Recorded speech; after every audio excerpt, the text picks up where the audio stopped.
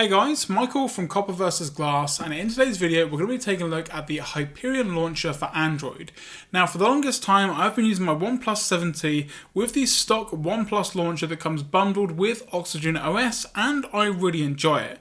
However, a great launcher that's recently become back available on the Play Store and had a ton of updates to it is Hyperion Launcher. So what we're going to be doing today is taking a first look at Hyperion Launcher, maybe doing a very quick comparison to something like Nova Launcher to see exactly how good this launcher is and why a ton of people are going to be jumping back on. Now this video may be a little bit longer than some of my other videos, as this is going to be me doing it live. I've got my microphone just out of shot here, camera's all synced up, and I'm basically just going to click into Hyperion Launcher to go along with it, do the setup process and see exactly how good or bad the launcher actually is. So let's take a look. So first off, we're going to click on the Hyperion logo, as you can see just here, and we've got a very nice animation that pops up.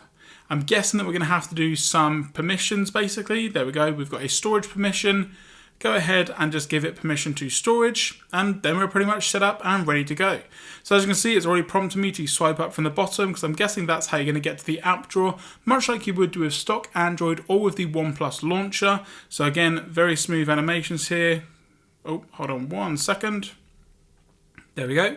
So as you can see here, very smooth animations. Now it's going to have all of my applications in this app drawer. I can tell that already, which isn't my favorite thing. Some applications I do like to hide because you do sometimes have duplicates. I prefer the Google Calendar, for example, the calculator, as opposed to the OnePlus calculator, because I just prefer the look of it basically. So what we're going to do is just go through now. Long press on the home screen, we've got some settings, edit pages, icon packs, widgets, wallpaper. So let's just go into these settings first to see exactly what we've got available. So again, thanks for downloading, thank you very much. I don't actually want to give any feedback, so we're going to go back there. So as you can see here, you've got everything laid out really nicely on the actual device itself. You've got theming, layout, behavior, advanced, and Hyperion just for some information down the bottom from what I can see just there. So first off, we're going to colours. So I can see here that we've got a transparent theme, light, dark or black. Personally, I do prefer a lighter theme. Now I know that I'm using an AMOLED screen, but I do prefer the lighter theme. I do like the fact that you can change the accent colour, which is something that you can do with the OnePlus launcher. So for me, I'm actually going to choose this nice blue here. Okay, cool. So we've got here, search bar, desktop, dock, search bar. I guess we'll leave that off for now.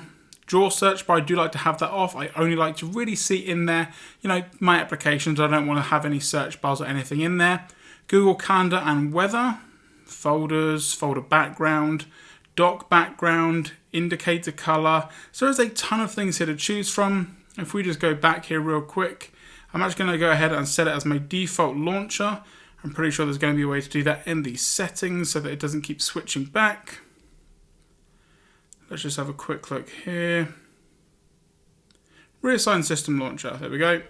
Hyperion Launcher, swipe up from the bottom, always. So now when I click on the home button, it's then going to go back to Hyperion Launcher instead of the OnePlus launcher. So let's just head back into the settings here.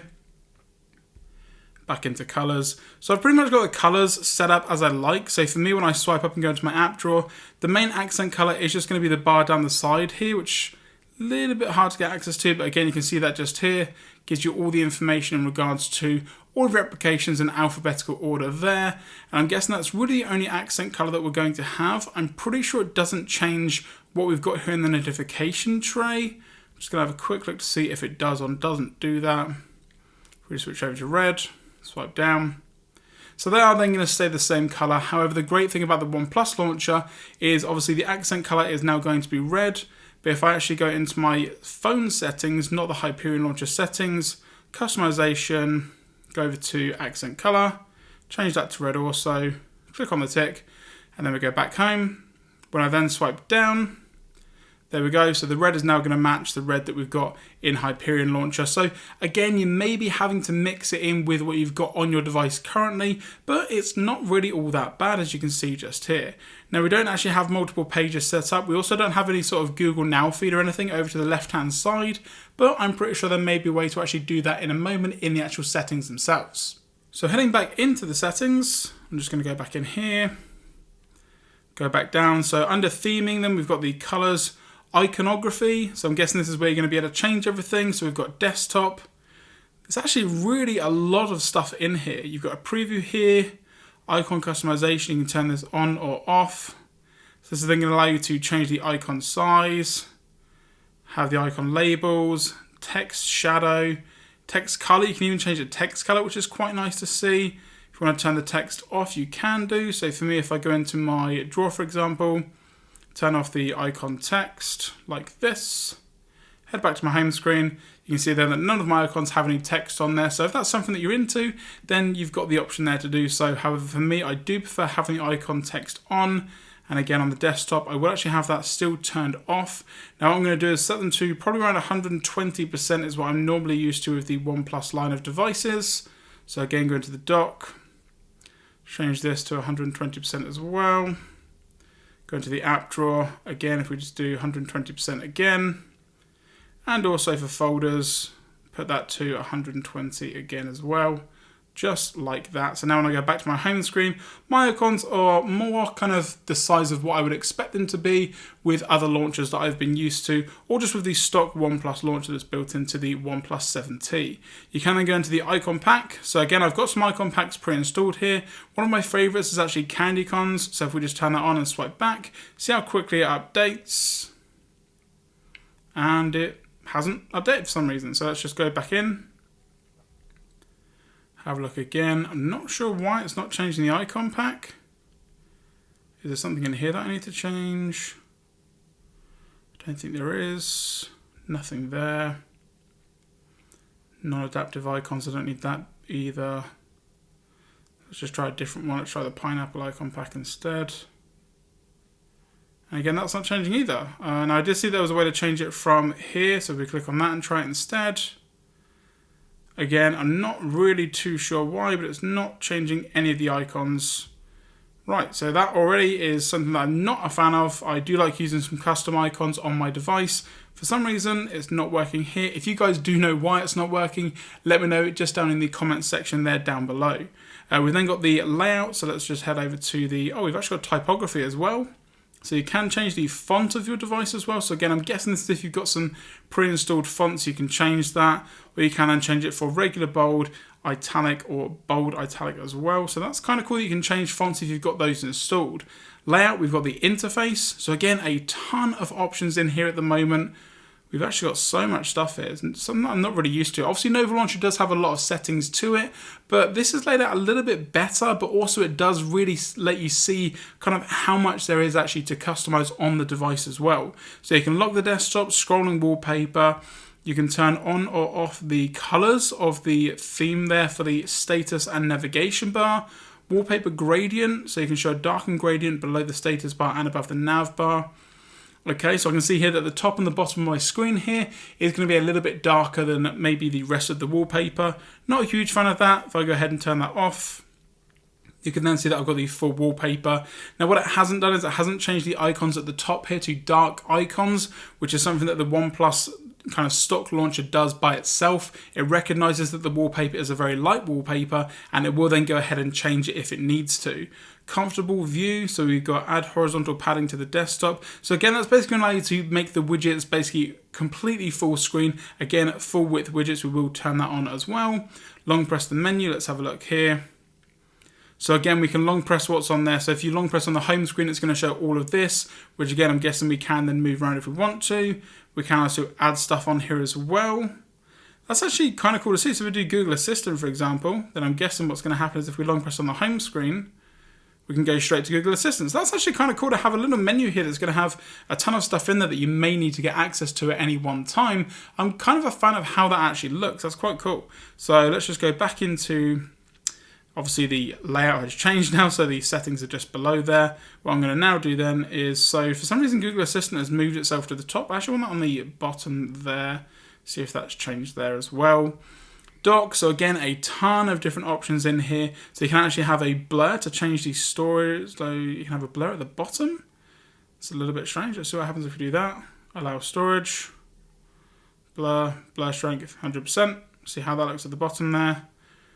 Not sure what that's going to blur. Maybe I can't see it because of the wallpaper being a completely solid color at the bottom there, but let's just have a quick look and see if we can go ahead and change the wallpaper. If I just go to my wallpaper section, if we go to a nice colourful one like this, set the wallpaper, and again, okay, so it does have a blur on there. I can see it down the bottom. Again, I may have to change the wallpaper again because you guys can't probably see that. If I just go for a really bright, vibrant wallpaper like this, for example, you can then see down here, it has blurred out the dock there. I'm kind of liking that. That kind of cool to me. What I would then do is probably have the transparency option turned on as well. So again, in the interface here for the dock, you can change the transparency if you want to. I'm going to turn that off just for now though. You've got a draw indicator, which you can have on or off. I'm actually not a fan of that, so I will turn that off on top of the dock to separate the dock from the wallpaper. So let's see how that one looks. Maybe that one will look a little bit better with the original wallpaper that I had on here. Let me just go ahead quick and change the wallpaper back. If I can remember where my wallpaper was. Okay, there we go. So if we just change the wallpaper back. Okay, not a huge fan of that. It just basically, one thing that I would like is if the shadow moved up with it, but unfortunately it doesn't. So for me, I'm actually going to turn that off. Not a huge fan. You can also show 2 rows in the dock as well. So if you do want to have 2 rows of applications, then again, you've got the option to do so. Some people may like that. So again, if I want to move this application down here, for example, you can have basically a tight-knit group of applications right down at the bottom, which again, some people may prefer. For me though, I'm kind of more of a fan of actually setting up the icons as I want to, so we'll turn that off for now. And you can also turn on or off the dock as well, which is kind of cool to see. Moving on then, we've got some information here in regards to lock using fingerprint, so we can authenticate using your system's fingerprint to access certain apps and features. So again, if you do want to lock any applications, you can do. Select apps to hide. What we're going to do is go through and just select a ton of applications that we don't want to see. So we've got multiple versions of the clock. If I just go through here real quick, we've got loads of file managers. Let's turn off the one that's built in. Let's just get rid of the gallery, game space. Some other applications that we may not want to see. Again, some of the icon packs that I don't want to have appear in my app drawer. If I go back, they're then not going to be in there, which again is going to make it look a little bit less cluttered, which I'm definitely a fan of. So if we go back into the settings here, again, we do have some other information here in regards to immersive mode, screen orientation, so you can have it rotate if you want to, show folder titles. You've got a ton of stuff in here, and that's going to be all under the layout. You can change the grid options as well. So again, if you do really want to get into your customization with Android, you're going to want to have a really high grid size, both columns and rows, because what that's then going to allow you to do is set up a ton of different widgets all over your home screen if that's something that you want to do. So again, that's kind of cool to see. We've also then got the widgets. So again, show on the desktop, show in the app drawer, so you've got the option to do that. You can also show in the dock the Google Calendar and weather. So we'll just go back and see what that looks like. Okay, cool. So it's basically got the stock, basically the pixel widget there just down the bottom. So again, if that's something that you want, you can have it down the bottom there. Again, I'm more a fan of having it up the top, again, where you may want to see it. And again, if you want to kind of go through any of these icons here, you may accidentally click on the date, which then will take you to the calendar. So yeah, maybe not something for everyone there with the widget options. You've also then got gestures. So we've got a ton of gestures here. You've got double tap, swipe up, swipe down, home button, back button. Again, 2-finger gestures, so you can double tap with 2 fingers, swipe up or down as well. So again, if you do want to have these to open up any applications, any shortcuts or anything, then you've definitely got the options to do so. You've also got some animations as well. You can change the animation speed, which I'm definitely a fan of. The app launch animation as well, you can change that. So we've got pulse. Let's just see how that looks. So if we just go into, for example, let's have a look here. If we just go into calendar. So it looks like it just pops that open. I'm not really sure how that's different to how it normally is. Let's just turn that off real quick. And then go back into the Play Store. Okay, so it swipes up from the bottom and kind of, okay, something else that you can do if you want to. So again, you've got some different options there for some animations, bounce physics as well. So again, what that's going to be is when you go into here, you can see that it has a slight little bounce when you get to the top and bottom. So that kind of feel there, as you can see. You can turn that on or off if you want to. So again, something a little bit different there, which is kind of cool to see. Heading back into the settings then, we've then got Profile Manager, Integrations, Debugging, version and everything like that. If we go into integrations, so you can actually display the Google feed. Now it requires Hyperion dock, tap for more info. If we just tap this here, Google Feed integration. To get the Google Feed integration on your desktop, you must install the Hyperion Dock app. It must be manually downloaded and installed due to a technical reason imposed by Google. Cool. So I'm guessing if we click on this, it's then going to take us over to exactly where we can download this. Let's have a look here. So out of the box, so projects, integrated, more stuff, Hyperion Dock, download. Okay, so it's going to take us over to APK Mirror, which if you can't find an application in your country, for example, APK Mirror is a great place to get a ton of APKs you can download and install directly to your device. So we've got May 16th, 2019 is the newest version that we've got available. We just click on download here. Going to give you some information, very small file, 0.38 megabytes. So again, if we just go down to download, that's going to download. We can then install that. Click OK. I'm guessing we need to open it, install that as well. Hyperion Dock has been installed. So is that going to do it straight away? No, I'm guessing we're going to have to go in and turn that on. So if we go down to here, go to integrations, turn on the Google Feed. Theme, you can change the theme so it doesn't have to match what you've got on your system, which is kind of cool. And then swipe over and you've then got your Google Feed directly on there. So again, that's something really awesome to see. And again, something that I can't get with my stock OnePlus launcher. It has the shelf over this side, which in my opinion is maybe a little bit useless compared to the Google Now feed. So yeah, it's pretty much a better option to have the Google Now feed over here. It's got all of the news stories and stuff that you may want, weather, all that sort of stuff that you're going to get into. So again, that's really nice to see. So overall, I think Hyperion is definitely something that I need to take a ton more looking into.